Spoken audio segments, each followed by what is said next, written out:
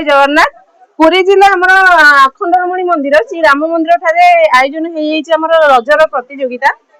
आसतु पचारि बुझा आम सारे उपस्थित अच्छा कौन कहते रज प्रतियोगिता विषय सर नमस्कार संगठन तरफ आपको स्वागत आपन परिचय दियंतु। डॉक्टर प्रधान धीरेन्द्र उपदेष्टा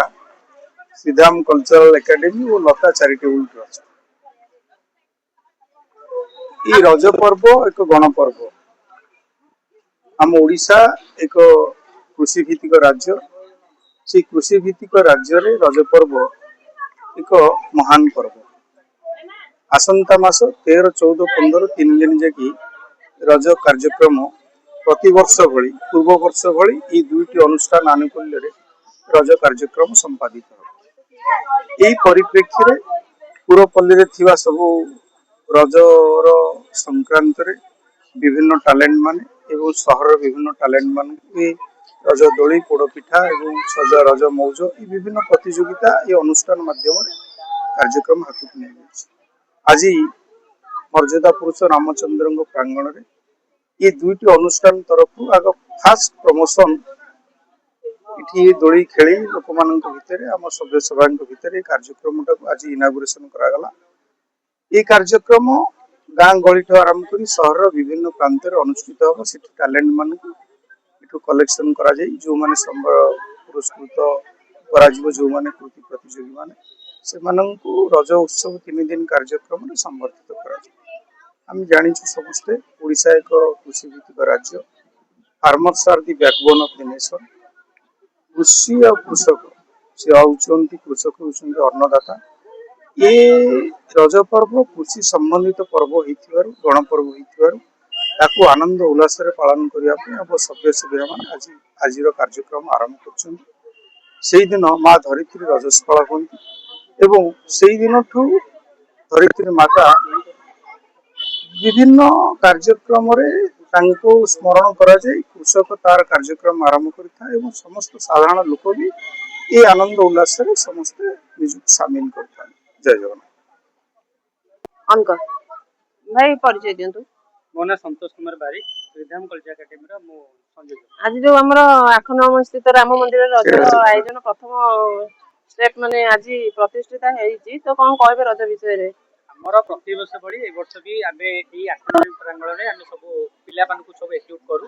तार प्रमोशन पे आमे फोटो उत्तोलन करू मीडिया प्रसार प्रचार पे मीडिया भाई की धन्यवाद दोछि। हमर लता चैरिटेबल ट्रस्ट और श्रीधाम कल्चर मिलित अनुकूल्य रे ई प्रोग्राम टी कार्यक्रम टी होबा को जाउछि आ तार प्रमोशन जो हम आज ये महादेव मंदिर आखंडणी बाबा मंदिर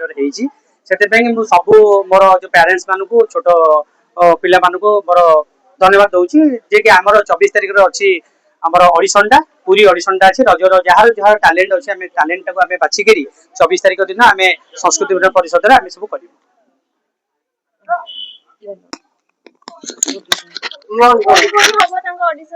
ऑडिशन टा प्रथम हम आम ए वर्ष गाँ एरिया करूँ जे कि आम ब्रह्मगिरी जे आमर जो सेंट जेवियर स्कूल रे आम प्रतियोगिता करूँ 17 मे 17 रे रविवार पड़ुची तो स्कूल छुट्टी हो सेठी आम परमिशन आनीचु सेठी प्रतियोगिता करूँ। द्वितीय तो करूँ आम संस्कृति भवन पुरी रे आमर 24 तारिख में आमर दिन 10 रु रात 10 पर्यटन 24 हम आम एठी करिवु आमर होची छयतटा गोप सब मिसिकरी सेठी हम 31 रे कंपटीशन प्रतियोगिता शेष करिवु। आज राम मंदिर ठी हमर आयोजन हेछि आज्ञा माने प्रथम पर्याय आरंभ होइछि आज्ञा तो हमर केते बट माने को दिन ये हम हमर प्रोग्राम टा हमर जून मास रे हम 1 तारिख टू 10 तारिख भीतर हमर गोटे आउट के गोटे सब गोटे बैठक हम बैठक रे हम ताकू आगामी ये हम सब जणी मतामत धन्यवाद। मैडम आपन परिचय दियंतु। मो नाम मामली मिश्र आज मल्टी टैलेंटेड आर्टिस्ट।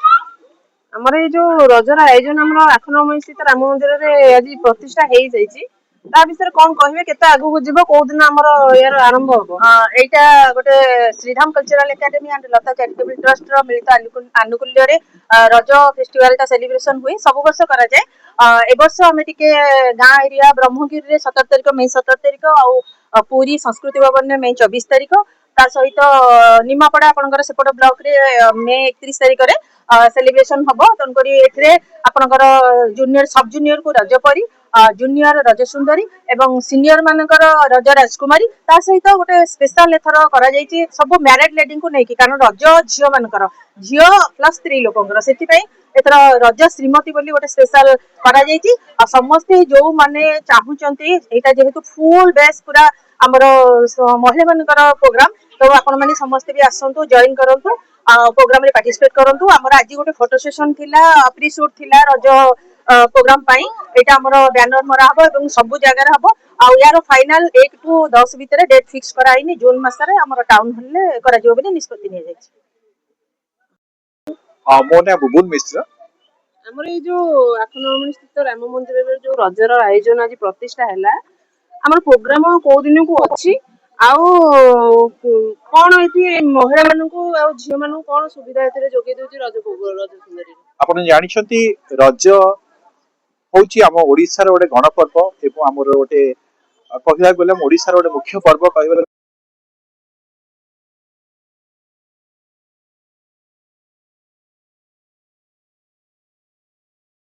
ସ୍ୱତନ୍ତ୍ର ଭାବେ ରଜ ଉତ୍ସବ ପାଳନ କରିବୁ ଯାହାକି 3 ଦିନ ଧରି ଆମେ ବିଭିନ୍ନ ଜାଗାରେ ଆସି ପ୍ରତିଯୋଗୀ ମାନଙ୍କୁ ନେଇ ତାଙ୍କର କମ୍ପିଟିସନ କରେଇବୁ ଏବଂ କମ୍ପିଟିସନ କଲା ପରେ ଆମେ 1 ରୁ 10 ତାରିଖ ଜୁନ୍ 1 ରୁ 10 ତାରିଖ ଭିତରେ ଫାଇନାଲ ଆମେ ଆମର ସେଇ ଇଭେଣ୍ଟ ମାନ ଯୋଉ ଅଛି ତା ଭିତରେ ଆମେ ଆମର ପ୍ରତିଯୋଗୀ ମାନଙ୍କୁ ଶ୍ରେଷ୍ଠ ପ୍ରତିଯୋଗିତା କରିବୁ ଏବଂ ଏଇ ପରିପ୍ରେକ୍ଷୀରେ ମୁଁ ଆପଣଙ୍କୁ କହି ରଖୁଛି ଆମେ ମେ 17 ତାରିଖରେ ଆମର ସ୍ଥାନୀୟ ଜାଭିର ସ୍କୁଲ ବ୍ରହ୍ମଗିରିରେ ଆମେ ସେଠି ଗୋଟେ କମ୍ପିଟିସନ କରିବୁ ମେ 24 ତାରିଖରେ ଆପଣଙ୍କର ପୁରୀର ଯୋଉ ଅଛି ଏଠି କଲଚର ଏକାଡେମୀ